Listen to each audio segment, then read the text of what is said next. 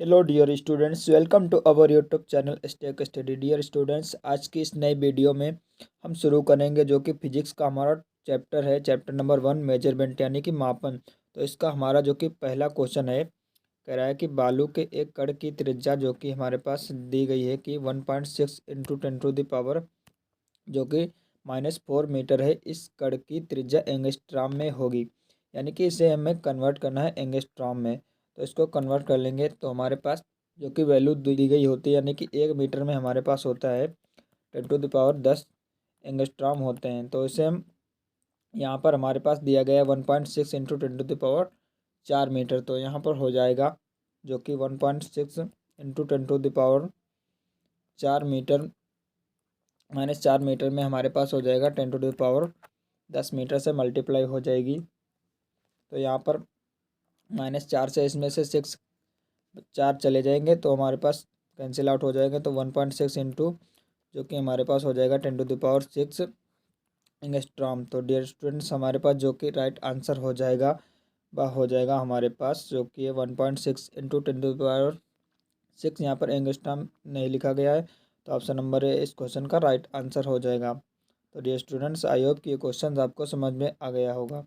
अब बढ़ेंगे अगले क्वेश्चन की ओर। अगला क्वेश्चन जो कि हमारा मोस्ट इम्पॉर्टेंट है और प्रीवियस ईयर में भी पूछा गया है, तो उसे सॉल्व करेंगे। कह रहा है कि 1 मिनट में माइक्रो सेकंड होते हैं, यानी कि 1 मिनट में कितने माइक्रो सेकंड होते हैं ये हमें बताना है।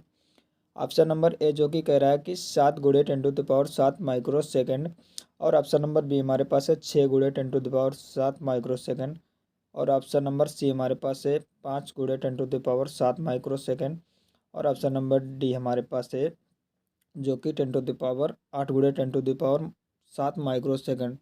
तो डियर स्टूडेंट्स, हमारे पास जो कि 1 मिनट होता है, 1 मिनट में हमारे पास 60 सेकंड होते हैं, और हमारे पास जो कि 1 सेकंड होता है, 1 सेकंड में हमारे पास 10 टू द पावर जो कि हमारे पास होते हैं 10 to the power +6 microsecond होते हैं। तो यहाँ पर हमारे पास हो जाएगा, यानी कि 60 सेकंड, यानी कि 1 मिनट में हमसे पूछा गया, तो यहाँ पर 60 में हमारे पास मल्टीप्लाई हो जाएगी 10 टू द पावर 6 से। तो यहाँ पर हो जाएगा, यहाँ पर 60 को हम लिख लेंगे 6 × 10, और यहाँ पर 10 टू द पावर 6 हमारे पास पहले से ही, तो एक पावर 10 के और एक 10 टू द पावर 6, यानी कि हमारे पास हो जाएगा 6 × 10 टू द पावर 7। तो डियर स्टूडेंट, जो कि हमारा ऑप्शन नंबर बी है बा इस क्वेश्चन का राइट आंसर हो जाएगा, यानी कि 6 × 10 to the power 7 microsecond हो जाएंगे। अब बढ़ेंगे अपने अगले क्वेश्चन की, और अगला क्वेश्चन हमारे पास जो कि है क्वेश्चन नंबर तीसरा। कह रहा है कि एक जीवाणु का आकार 1 माइक्रोन है, 1 मीटर लंबाई में जीवाणुओं की संख्या क्या होगी? कि 1 मीटर लंबाई में हमें जीवाणुओं की संख्या पता करनी है। तो यहाँ पर सिंपली इसे कन्वर्ट करना है, जीवाणुओं से लेना देना नहीं है, क्वेश्चन की लैंग्वेज दे रखी है। यानी कि 1 माइक्रोन में, यानी कि 1 माइक्रोन में हमारे पास होता है 10 टू द पावर -6 मीटर हमारे पास जो कि वैल्यू होती है। और यहाँ पर जो कि 1 मीटर लंबाई में हमसे पूछा गया जीवाणुओं की संख्या है, यानी कि तो हमारे पास 10 टू द पावर 6 जो कि मीटर में जीवाणुओं की संख्या कितनी हो जाएगी, वो हो जाएगी हमारे पास, यानी कि 1। अब हमारे पास 1 मीटर में जीवाणुओं की संख्या कितनी हो जाएगी, तो 1 मीटर में जीवाणुओं की संख्या हो जाएगी हमारे पास 1 ये 10 को पावर माइनस नीचे ये चला जाएगा, तो ऊपर जाके हमारे पास हो जाएगा 10 टू द पावर जो कि +6, यानी कि तो 10 to the power +6 option number जो कि दिया गया है ऑप्शन नंबर डी में। तो dear student, option number D इस क्वेश्चन का राइट आंसर हो जाएगा। डियर स्टूडेंट्स, हमारा टेलीग्राम चैनल है स्टेक स्टडी के नाम से। इस टेलीग्राम पर पीडीएफ्स मिल जाएंगी आपको। इस टेलीग्राम का लिंक आपको डिस्क्रिप्शन में मिल जाएगा। आप लोग डिस्क्रिप्शन में जाकर टेलीग्राम चैनल को ज्वाइन कर सकते हैं, वहाँ पर आपको डेली क्लासेस के अपडेट्स और टाइम टेबल मिल जाएगा। अब बढ़ेंगे अगले क्वेश्चन की और। अगला क्वेश्चन जो कि हमारे पास है क्वेश्चन नंबर 4। कह रहा है कि हाइड्रोजन परमाणु में इलेक्ट्रॉन नाभिक के चारों ओर 10 to the power -6 nanosecond में एक चक्कर लगाता है। इलेक्ट्रॉन 1 सेकंड में चक्कर लगाता है, यानी कि 1 सेकंड में इलेक्ट्रॉन कितना चक्कर लगाता है ये हमें बताना है। तो इसे सिंपली सॉल्व कर लेंगे और आंसर पता करेंगे। तो यहाँ पर क्वेश्चन में दिया गया, यानी कि हाइड्रोजन नाभिक के चारों ओर हमारे पास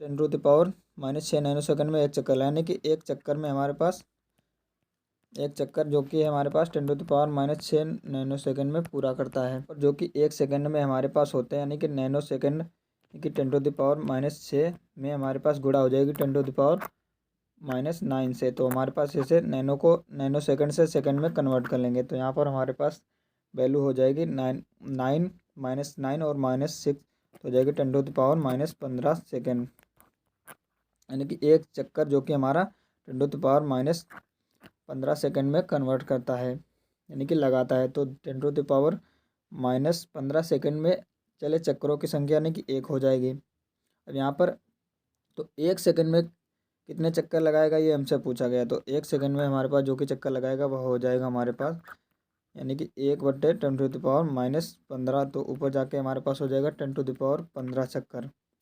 तो डियर स्टूडेंट, इस क्वेश्चन का जो कि हमारा राइट आंसर हो जाएगा सी, इस क्वेश्चन का राइट आंसर हो जाएगा, यानी कि 10⁻15 चक्कर वह पूरा करेगा।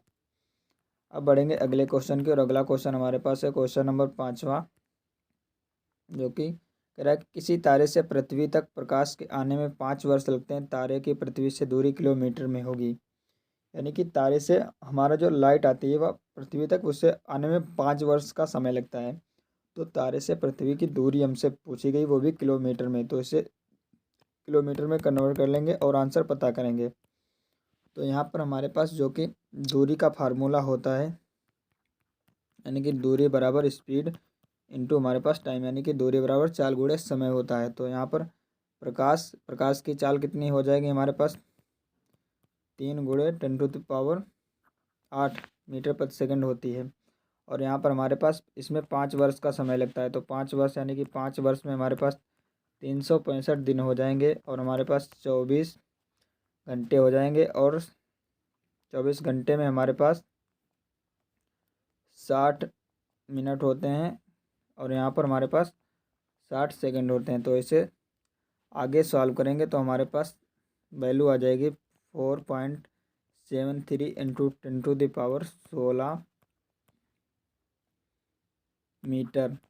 अब इसे किलोमीटर में बदलेंगे, तो किलोमीटर में बदलने के लिए हमारे पास जो कि यहाँ पर 1000, यानी कि 1000 से भाग कर देंगे। तो 1000 को हम लिख सकते हैं 10⁻3, क्योंकि इसमें हमारे पास 3 जीरो हैं। तो 1000 से भाग करेंगे तो यहाँ पर 3 जीरो कम हो जाएंगे, यानी कि 10⁻3 पावर कम हो जाएगी। तो 4.73 × 10⁻13 हमारे पास आ जाएगा, जो कि ऑप्शन नंबर सी में दिया गया है। तो ऑप्शन नंबर सी इस क्वेश्चन का राइट आंसर हो जाएगा। अब बढ़ेंगे अगले क्वेश्चन की, और अगला क्वेश्चन जो कि हमारे पास है क्वेश्चन नंबर 6, कह रहा है कि 1 माइक्रोन में एंगस्ट्रॉम की संख्या होती है, यानी कि 1 माइक्रोन में कितने एंगस्ट्रॉम होते हैं ये हमें बताना है। 1 माइक्रोन में हमारे पास होते हैं 10⁻⁻6 मीटर जो कि होते हैं। अब यहाँ पर और हमारे पास 1 एंगस्ट्रॉम में हमारे पास जो कि 10⁻−10 मीटर होते हैं। तो यहाँ पर इससे भाग कर लेंगे तो हमारे पास ये ऊपर जाएंगे, यानी कि 10⁻6 × 10⁻10 हो जाएगा। तो 10 में से 6 चला जाएगा, तो हमारे पास आ जाएगा 10⁻, जो कि 4, जो कि यहाँ पर हमारे पास आएगा प्लस का। तो dear students, option number A इस क्वेश्चन का राइट आंसर हो जाएगा, यानी कि 1 माइक्रोन में एंगस्ट्रॉम की संख्या होती है 10⁻4। अब हमारे पास जो कि अगला क्वेश्चन है क्वेश्चन नंबर 7, कह रहा है कि एंगस्ट्रॉम किस भौतिक राशि का मात्रक है, यानी कि एंगस्ट्रॉम जो होता है वह कौन सी भौतिक राशि का मात्रक होता है ये हमें बताना है।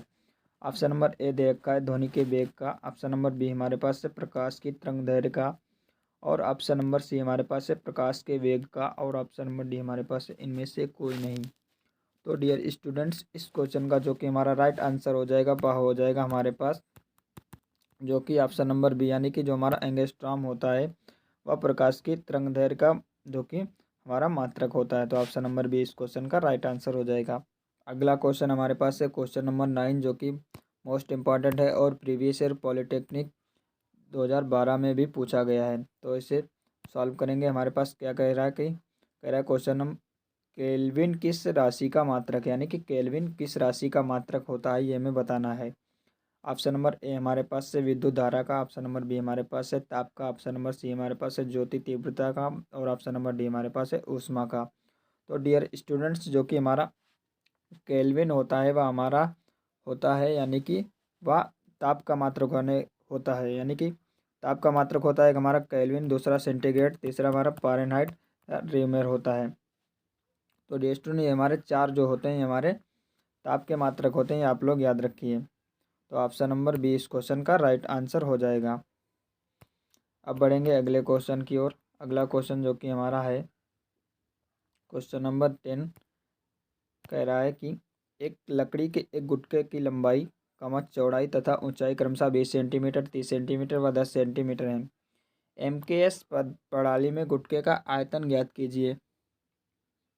यानी कि यहाँ पर हमें एमकेएस प्रणाली में से बदलना है। तो यहाँ पर गुटके का आयतन क्या होगा? आयतन का हमारे पास फार्मूला होता है, यानी कि लंबाई गुणे चौड़ाई गुणे ऊंचाई, यानी कि L/B/S। तो यहाँ पर हमारे पास है जो कि लंबाई 20 सेंटीमीटर और हमारे पास है चौड़ाई 30 सेंटीमीटर और हमारे पास है ऊंचाई 10 सेंटीमीटर। सारी वैल्यू सेंटीमीटर में है। तो यहाँ पर हो जाएगा 20×3=60, यानी कि 60 और 3 जीरो, यानी कि हमारे पास 6000 सेंटीमीटर क्यूब हो जाएगा। तो 6000 सेंटीमीटर क्यूब हमारे पास आ गया है, क्योंकि इसे हमें बदलना है एमकेएस, यानी कि मीटर किलोग्राम पर सेकंड में बदलना है। तो इसमें बदलने के लिए हम यहाँ पर गुणा कर लेंगे, यहाँ पर 10⁻⁻6 मीटर क्यूब की। तो यहाँ पर जो कि हो जाएगा हमारे पास 6000 इंटू 10⁻⁻6 मीटर क्यूब। यहाँ पर 3 जीरो से 3 पावर कम हो जाएगी, तो हो जाएगा हमारे पास 6 गुणे 10⁻⁻3 मीटर। तो डियर स्टूडेंट, मीटर क्यूब हो जाएगा। तो डियर स्टूडेंट, इस क्वेश्चन का जो कि हमारा राइट आंसर हो जाएगा वह हो जाएगा ऑप्शन नंबर ए, यानी कि 10⁻³ मीटर क्यूब। किसी सूक्ष्मदर्शी के मुख्य पैमाने को 0.4 मिलीमीटर के भागों में विभक्त किया तथा वर्नियर पैमाने के 50 मुख्य भाग 49 भागों के समान हैं। सूक्ष्मदर्शी का अल्पतमांक होगा, यानी कि सूक्ष्मदर्शी का हमें अल्पतमांक पता करना है। तो यहाँ पर अल्पतमांक का फार्मूला होता है हमारे पास, जो कि होता है यहाँ पर हमारे पास मुख्य पैमाने के 1 भाग का मान और माइनस वर्नियर पैमाने के 1 भाग का मान। तो यहाँ पर मुख्य पैमाने का जो कि हमारे पास है 0.4 और यहाँ पर माइनस यहाँ पर, और हमारे पास हो जाएगा वर्नियर पैमाने के 1 भाग का मान हो जाएगा हमारे पास 0.4 इंटू 49, जो कि और यहाँ पर हो जाएगा बट्टे 50। यहाँ पर 50 होगा तथा यहाँ पर जो कि मिस हो गया है, और यहाँ पर हमारे पास इसे सॉल्व कर लेंगे तो हमारे पास हो जाएगा, यानी कि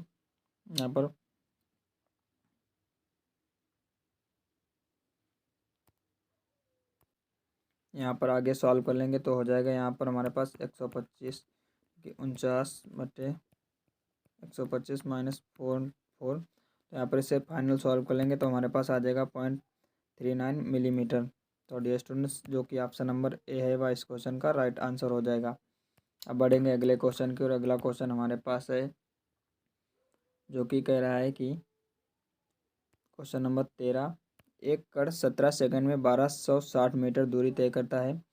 उचित सार्थक अंकों में इस कण की चाल होगी। यानी कि यहाँ पर हमारे पास इसे चाल बताना है। तो यहाँ पर हमारे पास हो जाएगा समय बराबर होता है दूरी बट्टे चाल की टाइम बराबर डिस्टेंस अपॉन स्पीड। और यहाँ पर हमसे पूछी गई है जो कि स्पीड पूछी गई, तो यहाँ पर स्पीड बराबर हो जाएगा डिस्टेंस अपॉन टाइम। तो हमारे पास डिस्टेंस कितनी है? हमारे पास 1260 मीटर जो कि डिस्टेंस है, और समय हमारे पास है 17 सेकेंड। 60 को हम भाग करेंगे 17 से तो हो जाएगा हमारे पास 17 सत्ते 119, और यहाँ हमारे पास बच जाएगा 7। तो 17 चौको 68 और हमारे पास हो जाएगा 2। तो यानी कि तो 17 कम 17, यानी कि हमारे पास आ जाएगा 74.11 आगे। तो यहाँ पर सार्थक अंकों में पूछे गए, तो यहाँ पर इसे 2 नेग्लेक्ट कर देंगे तो हमारे पास आ जाएगा 74 मीटर प्रति सेकंड। तो डियर स्टूडेंट्स, इस क्वेश्चन का जो कि हमारा राइट आंसर हो जाएगा वह हो जाएगा ऑप्शन नंबर सी, यानी कि 74 मीटर प्रति सेकंड। अब बढ़ेंगे अपने अगले क्वेश्चन की, और अगला क्वेश्चन हमारे पास है जो कि क्वेश्चन नंबर 14 है। कह रहा है कि एक घन की भुजा 1.2 सेंटीमीटर मापी गई। घन का शुद्ध आयतन सार्थक अंक में बताइए। देखिए यहाँ पर हमसे इसका आयतन पूछा गया, तो इसका आयतन निकालने के लिए सिंपली इसका क्यूब कर देंगे, यानी कि यहाँ पर हो जाएगा, यानी कि 12 का क्यूब होता है हमारे पास 17, 828 होता है। और यहाँ पर 3 अंकों को बाद पॉइंट लग जाएगा क्योंकि क्यूब किया गया, तो यहाँ पर हो जाएगा हमारे पास 1.728 सेंटीमीटर क्यूब। तो डियर स्टूडेंट, इस क्वेश्चन का जो कि हमारा राइट आंसर हो जाएगा वह हो जाएगा हमारे पास 1.7, यानी कि ऑप्शन नंबर बी इस क्वेश्चन का राइट आंसर हो जाएगा। अब बढ़ेंगे अपने अगले क्वेश्चन की, और अगला क्वेश्चन जो कि है हमारा क्वेश्चन नंबर 15 कह रहा है कि लीटर किस पद्धति का मात्रक है। यहाँ पर ऑप्शन नंबर ए हमारे पास है मीटरी, ऑप्शन नंबर बी हमारे पास है MKS, ऑप्शन नंबर सी हमारे पास है ब्रिटिश, और ऑप्शन नंबर डी हमारे पास है भारतीय। तो ये स्टूडेंट जो कि हमारा लीटर होता है वह हमारा होता है, यानी कि मीटर ही पद्धति का मात्रक होता है। तो डियर स्टूडेंट, इस क्वेश्चन का हमारा राइट आंसर हो जाएगा ऑप्शन नंबर ए।